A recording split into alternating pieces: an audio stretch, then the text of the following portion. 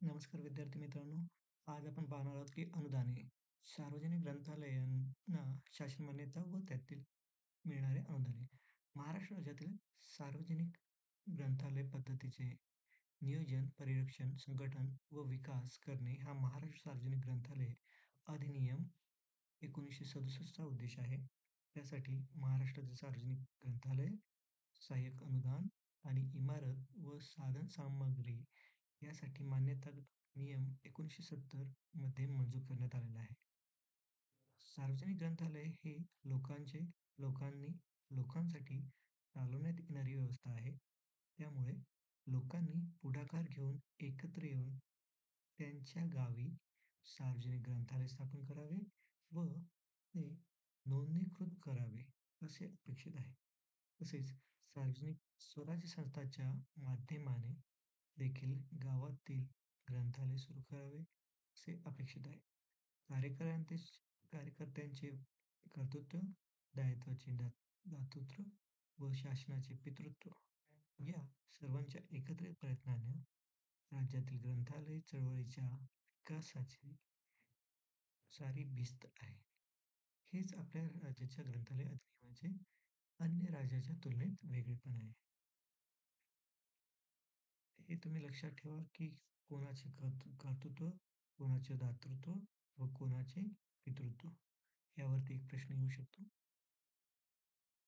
मान्यतेसाठी नियमानुसार महाराष्ट्र सार्वजनिक विश्वस्त व्यवस्थापन अधिनियम 1950 अथवा संस्था नोंदणी अधिनियम 1860 अन्वये नोंदणीकृत ग्रंथालय किंवा स्थानिक स्वराज्य संस्थांचे ग्रंथालय ज्यामध्ये कमीत कमी 301 ग्रंथ, त्यामध्ये 20% बालवाङ्मय ग्रंथालयाची जागा, पुरुष पुरेशा प्रमाणात आरोग्यप्रद, चांगल्या उजेडाची आणि हवेशीर असेल व तिच्यामध्ये सार्वजनिक ग्रंथालय म्हणून तिचा वापर करण्यासाठी पुरेशी जागा, फर्निचर, साधनसामग्री असेल, तेथे पुरेशा प्रमाणात स्वच्छताविषयक सोयी असतील, 26 वर्गणीदार सभासद, 4 दैनिक व 6 नियतकालिके खरेदी करून किमान 3 तास सेवा देणारे असे सार्वजनिक ग्रंथालय सुरू करता येते.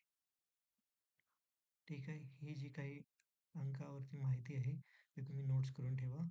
एक प्रश्न यामध्ये येऊ शकतो, की किती वर्गणीदार हवेत, किती मेंबर्स हवेत, किती न्यूजपेपर ठेवायला हवे, तुम्हाला किती मॅगझिन्स मिनिमम ठेवावे लागतील, त्यावरती एक प्रश्न येऊ शकतो.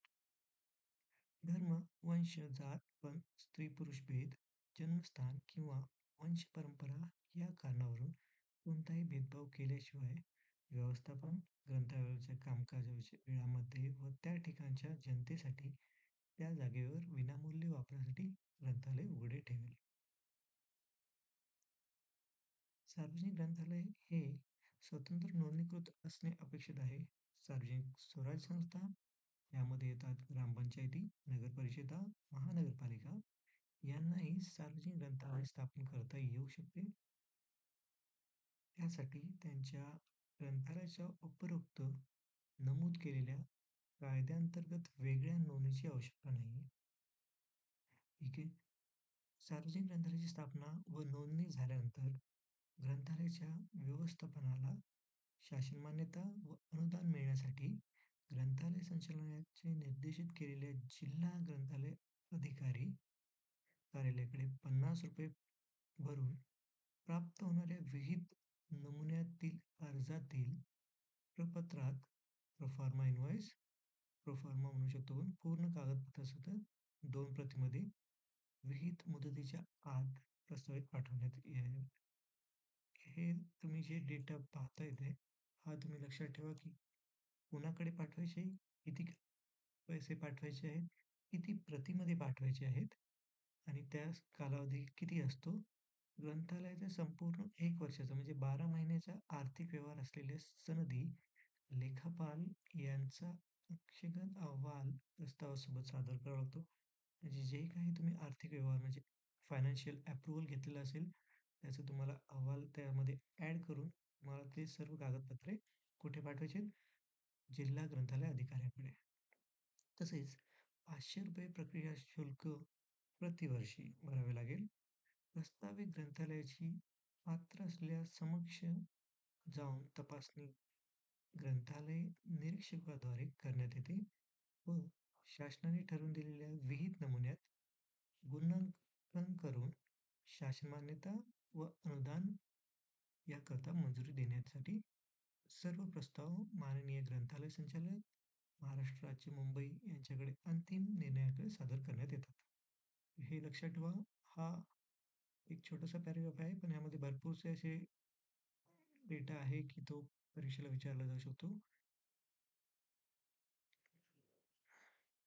नवीन सार्वजनिक ग्रंथालयांना शासन मान्यता व अनुदान देण्यासाठी प्रत्येक जिल्ह्याच्या जिल्हा नियोजन समितीतर्फे तरतूद केली जाते. सदर तरतूद लक्षात घेऊन शासन मान्यता अनुदान देण्याबाबत निर्णय घेतला जातो. प्रथम वर्षी ड वर्गातच मान्यता मिळू शकते. पुढील भागामध्ये पाहूया की वर्ग अ, ब, क, काय आहेत. तर प्रथम वर्षी कोणी पण रजिस्ट्रेशन केल्यानंतर त्यांना ड वर्गात मान्यता मिळू शकते. तर ड वर्गाची मान्यता काय असते? अ, ब, क, मध्ये प्रत्येकाला अनुदान किती रुपयांचं मिळतं ते आपण पुढे पाहूया. एखाद्या ग्रंथालयाचा प्रस्ताव सादर केल्यानंतर नियमानुसार मान्यता प्राप्त झाल्या नसल्यास अशा ग्रंथालयाचा प्रस्ताव आपोआप रद्द करण्यात येतो. तेव्हा अशा ग्रंथालयाची शासन मान्यता हवी असल्यास त्यांना पुढील वर्षी नवीन प्रस्ताव सादर करणे आवश्यक आहे. आता आपण इकडे पाहूया की लोकसंख्येनुसार ग्रंथालयाची संख्या किती असावी. एखाद्या ग्रंथालयाची एखाद्या ठिकाणची ग्रंथालय सेवेची गरज लक्षात घेण्यासाठी लोकसंख्येचे प्रमाण पुढीलप्रमाणे ठरवण्यात येते. तर इथे पाहू शकतो आपण की एखादं छोटंसं गाव किंवा छोटंसं ग्रामपंचायतचं गाव समजा गाव तांडा वगैरे हे 500 ते 10,000 लोकसंख्या असेल, तर तिथे एक ग्रंथालय हवे. 10,000 ते 25,000 लोकसंख्येसाठी 2 ग्रंथालय, 25,000 ते 50,000 साठी 3 आणि 50,000 ते 1,00,000 लोकसंख्येपर्यंत 4 ग्रंथालय. ही आकडा तुम्ही लक्षात ठेवा.